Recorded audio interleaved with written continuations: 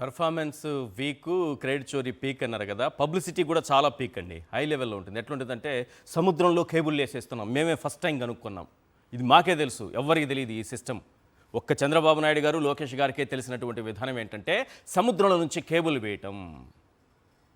ఆ రోజుల్లోనే సింగపూర్ ప్రభుత్వానికి ఇదే కేబుల్ విషయం పైన రాష్ట్ర ప్రభుత్వం రాసినటువంటి లెటర్ చూపించండి ఒకసారి. ఎవరిని మోసం చేయాలనుకుంటున్నారు? అంటే మీరే కేబుల్ కనిపెట్టారా సముద్రంలో నుంచి? Letter from government of AP to Singapore government. ఇది ఈ కేబుల్కి సంబంధించి.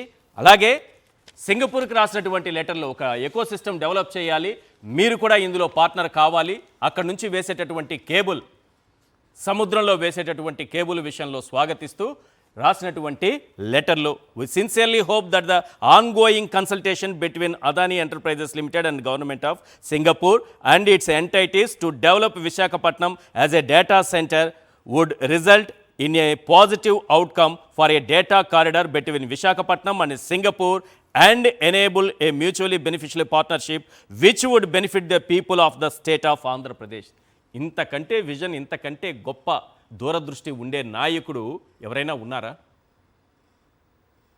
కానీ ఒకటి మాత్రం నిజం, ఎప్పుడో చెప్పుకోవాల్సిన విషయం ఇప్పుడు చెప్పుకోవాల్సి వస్తుంది. చెప్పాల్సిన సమయంలో చెప్పుకోలేకపోయారు. చంద్రబాబు నాయుడు గారు దాన్ని తన ఖాతాలో దొంగిలించి తన సంచిలో వేసుకుంటూ ఉంటే, అరే రే ఇది మేం చేసింది, మేం తీసుకొచ్చిందని ఇప్పుడు బయటకు వచ్చింది వైఎస్ఆర్సీపీ. పోనీ ఇలాగైనా ప్రజలకు వాస్తవాలు తెలుస్తున్నాయి, థ్యాంక్స్ చెప్పాలి మనం. ఎందుకంటే చంద్రబాబు నాయుడు గారు చెప్పేటటువంటి అబద్ధాల్లో హైటెక్ సిటీ నాదే, ఔటర్ రింగ్ రోడ్ నాదే, తర్వాత శంషాబాద్ ఎయిర్పోర్ట్ నాదే, పీవీ ఎక్స్ప్రెస్ వే అది నాదే, మొత్తం హైదరాబాద్ని తీసుకెళ్ళి ప్రపంచ పట్టణంలో పెట్టేశా నేను అని చెప్తుంటే చాలామంది ఇప్పటికే తలలు ఊపుతుంటారు కదా. వాస్తవాలు ఏంటో జగన్మోహన్ రెడ్డి గారు చెప్పారు ఈరోజు. మొత్తం ఒకసారి వినని వాళ్ళు, ఫాలో కాని వాళ్ళు తప్పనిసరిగా ఫాలో అవ్వండి, దాన్ని చూడండి. మీకు సాక్షి యూట్యూబ్ ఛానల్లో స్పష్టంగా దృశ్యాలతో ఆయన వివరించింది కనిపిస్తుంది. తప్పనిసరిగా ప్రతి ఒక్కరూ చూడండి. ఒకటి మాత్రం నిజం సార్, చంద్రబాబు గూగుల్ డేటా సెంటర్నో అదానీ డేటా సెంటర్నో తీసుకురాలేరని తేలిపోయింది. ఆయన పెట్టగలిగింది ఏంటి నేను చెప్పాలా? ఆయన పెట్టగలిగింది ఏంటి? నకిలీ మద్యం ప్లాంట్లు మాత్రమే. ఒక్క మొలకల చెరువు ప్లాంట్లోనే రోజుకు 30,000 క్వార్టర్ బాటిళ్లు తయారు చేస్తున్నారంటే వీళ్ళు ఏ స్థాయిలో నకిలీ మద్యం తయారీని వ్యవస్థీకృతం చేశారో మనకు అర్థమైపోతుంది. దొంగే దొంగ దొంగ నరిచినట్టు జయచంద్రారెడ్డి పెద్దిరెడ్డి రామచంద్రారెడ్డి మనిషని, జనార్దన్ రావుకు జోగి రమేష్తో సంబంధాలు ఉన్నాయని ఇలా రకరకాల పిల్లి మొగ్గలు వేశారు. అమ్మేదేమో అమ్మేశారు, 5,280 కోట్లు కొట్టేశారు. కానీ ఇదంతా జగన్మోహన్ రెడ్డి గారి మనిషి, ఆయన జగన్మోహన్ రెడ్డి గారి మనిషో పెద్దిరెడ్డి రామచంద్రారెడ్డి మనిషో అది కాదు. మీరు దొంగ వ్యాపారం చేశారా లేదా? 5,280 కోట్లు తినేశారా లేదా? ప్రజల కిడ్నీలతో వ్యాపారం చేశారా లేదా? ప్రజల లివర్తో వ్యాపారం చేశారా లేదా? ప్రజల నరాల్ని పీల్చి పిప్పి చేసి పిండి డబ్బు సంపాదించామా లేదా? ఇది కదా పాయింట్. పెద్దిరెడ్డి రామచంద్రారెడ్డి మనిషి, ఈయనేమో జోగి రమేష్ మనిషి. వీళ్ళిద్దరూ 20 ఏళ్ల క్రితం ఒక పెళ్లిలో ఫోటోలు దిగారు. అప్పుడు ఆయనకి నల్లగడ్డం ఉంది, ఇప్పుడు తెల్లగడ్డం ఉంది. ఎవరికి అవసరం ఇవన్నీ?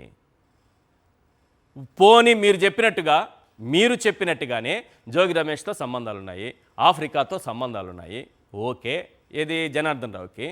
మరి పరవాడలో పట్టుబడ్డ ప్లాంట్ గురించి ఏమంటారు? అమలాపురంలో పట్టుబడ్డ నకిలీ మద్యం గురించి ఏం చెప్తారు?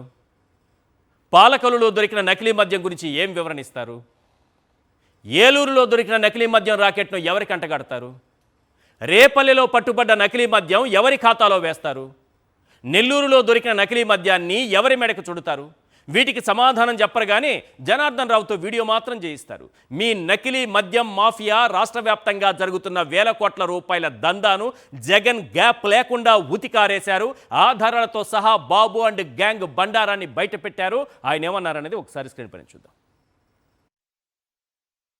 నిజంగా ఏ స్థాయిలో జరుగుతూ ఉన్నది ఇది అని అంటే ఆశ్చర్యం కలిగించే విషయం. ఇది ఇంత ఆర్గనైజ్డ్గా మ్యానుఫ్యాక్చర్ చేయడం, ఆర్గనైజ్డ్గా డిస్ట్రిబ్యూషన్ ఛానల్స్ అన్నీ కూడా ముందుగానే వీళ్ళ కంట్రోల్లోకి తీసుకోవడము, ఆ కంట్రోల్లోకి తీసుకున్న ఆ డిస్ట్రిబ్యూషన్ ఛానళ్ళ ద్వారా దాన్ని మార్కెటింగ్ చేయడం, ఇంత ఆర్గనైజ్డ్గా, మెటిక్యులస్గా, ఆర్గనైజ్డ్గా క్రైమ్ చేయడం అన్నది ఒక చంద్రబాబు నాయుడు గారికి మాత్రమే సొంతం. కోర్స్ ఆయన కొడుకు కూడా ఏమాత్రం తక్కువ తినోడు కాదనుకో, వాళ్ళిద్దరికి మాత్రమే సొంతం. చంద్రబాబే నేరాలు చేస్తాడు, అది బయటపడేసరికి ప్రజలను తప్పుదోవ పట్టించేదానికి ఆయన దొంగల ముఠా ఎల్లో మీడియా సిద్ధమవుతుంది. అంత ఆర్కెస్ట్రేటెడ్గా ఒక అబద్ధాన్ని నిజమని చెప్పి నమ్మించే దానికోసం డైవర్షన్ పాలిటిక్స్లో చెప్పిన అబద్ధమే 100 సార్లు చెప్పే కార్యక్రమం జరుగుతూ పోతుంది. వాళ్ళే బురద జల్లుతారు ఈ టాపిక్ డైవర్షన్లో భాగంగా. వాళ్ళే కొత్త కొత్త ఆరోపణలను చేస్తారు. వాళ్ళే ఆ ఆరోపణలను నిజం చెయ్యాలి అని చెప్పి తాపత్రయంతో ఒక సిట్టు కూడా వేస్తారు. తప్పుడు విచారణ చేస్తారు, తప్పుడు సాక్ష్యాలను సృష్టిస్తాడు, తప్పుడు డ్రామాలు నడుపుతారు. ఇదేంటని ఎవరైనా పొరపాటున ప్రశ్నిస్తే వారిపై కూడా ముద్రేసేస్తారు. తప్పుడు ప్రచారాలు చేస్తూ వారిని కూడా జైళ్ళకు పంపించే కార్యక్రమం చేస్తారు. అదేదో సినిమాలో అలీకి రూపాయి ఇచ్చి బ్రహ్మానందం పండగ చేసుకోమన్నట్టుగా చంద్రబాబు ప్రభుత్వం ఉద్యోగులను అవహేళన చేస్తోంది. 4 డిఏలు ఇవ్వాల్సి ఉంటే 1 డిఏ ప్రకటించి పండుగ చేసుకోండి అంటూ ప్రకటనలు ఇస్తున్నారు. పాపం ప్రభుత్వ ఉద్యోగులకు ఆ 1 డిఏతో ఏం పండుగ చేసుకోవాలో అర్థం కావడం లేదు. ఇందులో మరో ట్విస్ట్ ఏంటంటే డిఏ బకాయిలు ఉద్యోగులు రిటైర్ అయ్యాక ఇస్తామని బాబు ప్రకటించారు. బాబు అధికారంలోకి వచ్చి 1.5 ఏడాదిన్నర దాటినా ఉద్యోగులకు జీపీఎస్ లేదు, ఓపీఎస్ లేదు. ఎన్నికల ముందు అరచేతిలో వైకుంఠం మాత్రం చూపించారు. అధికారంలోకి వచ్చాక ప్రత్యక్ష నరకం ఎలా ఉంటుందో చూపిస్తున్నారు. ఇప్పుడు మొత్తం ప్రభుత్వ ఉద్యోగులకు 31,000 కోట్ల రూపాయలు బకాయిలు పెట్టారు. కనీసం సకాలంలో జీతాలు కూడా ఇవ్వడం లేదు. అదే జగన్ హయాంలో ఉద్యోగులకు 5 ఏళ్లలో 10 డిఏలు ఇవ్వాల్సి ఉంటే 11 డిఏలు ఇచ్చారు. కోవిడ్ కష్టకాలంలోనూ ఉద్యోగులకు మెరుగైన పీఆర్సీ ఇచ్చారు. ఇప్పుడు ఉద్యోగుల జీతాలు పెంచాల్సి వస్తుందని బాబు పీఆర్సీ గురించి మాట్లాడడం లేదు. ఐఆర్ ఊసే ఎత్తడం లేదు. చంద్రబాబు ఏ విధంగా ప్రభుత్వ ఉద్యోగులను మోసం చేస్తున్నారన్న దానిపై జగన్ ఏమన్నారో ఒకసారి చూద్దాం. 4 డిఏలు పెండింగ్, 1 డిఏ కూడా ఇంతవరకు ఇవ్వాల. ఉద్యోగులంతా రోడ్డు ఎక్కిన తర్వాత అనేక డ్రామాలు చేస్తూ 1 డిఏ ప్రకటించాడు. ఆ ప్రకటించడమే కానీ ఇంతవరకు ఇచ్చింది లేదు. అది నవంబర్లో ఇస్తున్నానని ఫస్ట్ దసరా అన్నాడు, మన తర్వాత నవంబర్ అన్నాడు, దీపావళి అన్నాడు. దానికి మళ్ళీ పెద్ద బిల్డప్ ఇచ్చినారు. ఉద్యోగులంతా కూడా సంబరాలంటూ 1 డిఏ, వాళ్ళకి రావాల్సింది వాళ్ళకు 4 ఉంటే 1 సంబరాలంటూ ఓ ప్రచారం నడిపారు, గిమిక్కులు చేశారు. తీరా జీవో వచ్చిన తర్వాత నవంబర్లో ఇస్తానంటూ ప్రకటించిన ఈ డిఏ అరియర్స్ కూడా చివరికి ఆ 1 డిఏ ఏదైతే ఇచ్చినాడో, ఏదైతే ఇస్తానని తాను చెప్పినాడో ఆ ఇచ్చిన ఆ జీవో కూడా చూస్తే ఈ డిఏ అరియర్స్ కూడా రిటైర్ అయిన తర్వాత ఇస్తామని చెప్పినారు. 3.5 లక్షల మందికి పెన్షనర్లకు డిఆర్ 2 ఏళ్ల తర్వాత 2027-28లో ఇస్తామంటూ ప్రకటించారు. దీనికి దీపావళి కానుక సంబరాలు అంటూ ఏకంగా ప్రచారాలు చేశారు. చరిత్రలో ఎప్పుడు ఎవరు చేయలేదు ఇట్లా. డిఏ అరియర్స్ అనేది రిటైర్ అయిపోయిన తర్వాత ఇచ్చే కార్యక్రమం ఎప్పుడు చరిత్రలో జరగల.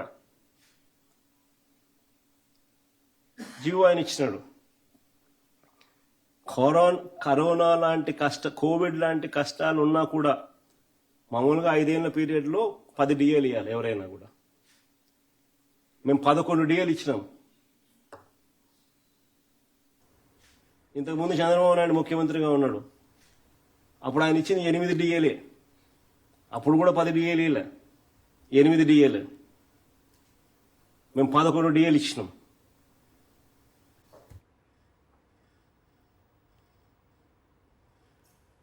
జగన్ హయాంలో పండగలా ఉన్న వ్యవసాయాన్ని ఇప్పుడు దండగలా మార్చేశారు చంద్రబాబు.